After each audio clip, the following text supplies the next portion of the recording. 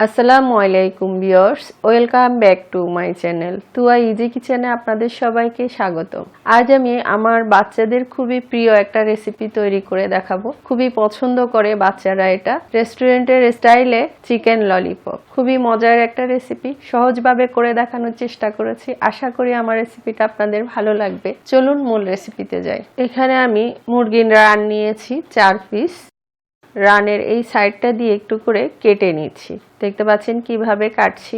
একটু কেটে মাংসটাকে এভাবে করে ছাড়িয়ে নিতে হবে, যাতে মাংসটা ললিপপের আকারটা আসে। ললিপপের মতো করে নিতে হবে মাংসটাকে।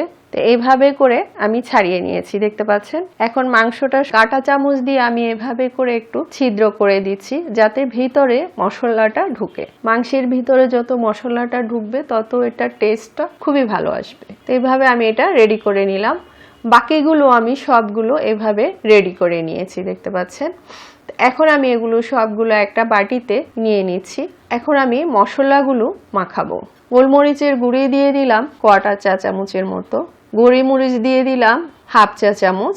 ঝালটা আপনাদের পছন্দ মতো কম বেশি করতে পারেন। জিরা ধনিয়ার গুঁড়ি দিয়ে দিলাম 1/4 চা চামচ।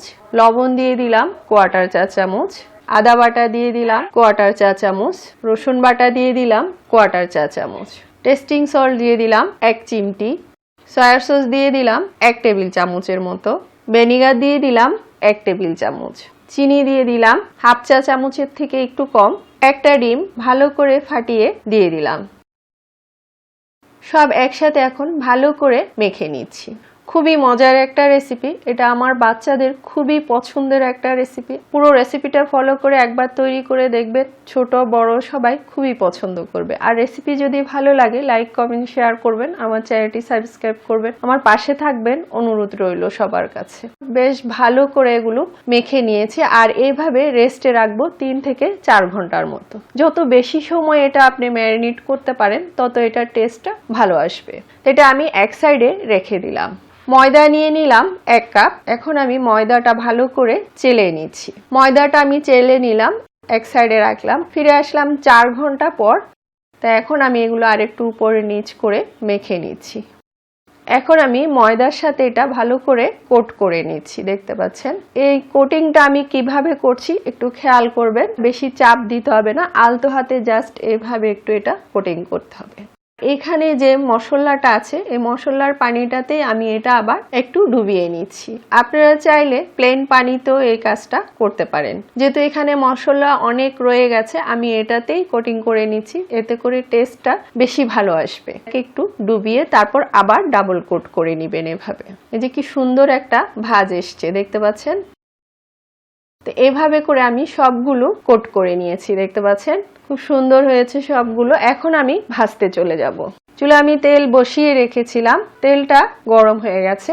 এখন আমি চিকেনগুলো দিয়ে দিচ্ছি।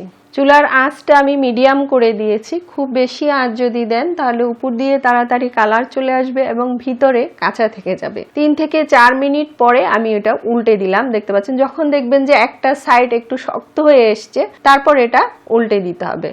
তো এভাবে আমি এটা উল্টে পাল্টে ভালো করে ভেজে নিব। 8-10 মিনিটের মতো সময় লাগবে। তো দেখতে পাচ্ছেন হয়ে গেছে, খুব সুন্দর কালার এসছে। তো এখন আমি এগুলো উঠিয়ে নিয়েছি। বাকিটাও আমি এভাবে ভেজে নিব, তারপর আপনাদেরকে পরিবেশন করে দেখাচ্ছি। দেখতে পাচ্ছেন কি সুন্দর হয়েছে। কত সহজে ঘরে তৈরি করে ফেললাম রেস্টুরেন্টের মতো চিকেন ললিপপ। পুরো রেসিপিটা ফলো করে একবার তৈরি করে দেখবেন, ফ্যামিলি ছোট বড় সবাই খুবই পছন্দ করবে। তো আশা করছি আমার রেসিপিটা আপনাদের ভালো লেগেছে। এতক্ষণ আমার ভিডিওটা দেখার জন্য আপনাদের সবাইকে অনেক অনেক ধন্যবাদ। আবার অন্য কোনো ভিডিও নিয়ে আপনাদের সামনে হাজির হব। সবাই ভালো থাকবেন। আল্লাহ হাফেজ।